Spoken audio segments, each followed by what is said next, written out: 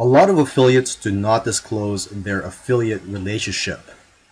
As for me though, I do not want to get in trouble with the FTC.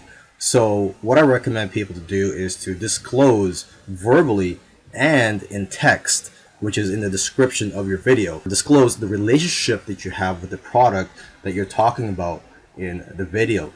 Now, this is not legal advice I'm giving you. I'm not a lawyer. So if you want some legal advice, go see a lawyer or do your own research. Okay, so I'm just speaking from personal experience and I'm just giving you a tip if you want to follow it or not.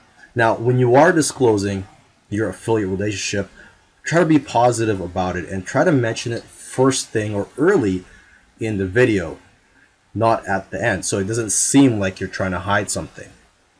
Okay, and as for disclosing it in your description, you could put it at the bottom. Okay, and I provided a sample disclaimer that you could put in the bottom of your description. As you can see here, I'll just read it for you. It says, a disclaimer, this video and description contains affiliate links, which means that if you click on one of the product links, I'll receive a small commission. This helps support the channel and allows us to continue to make videos like this. Thank you for the support.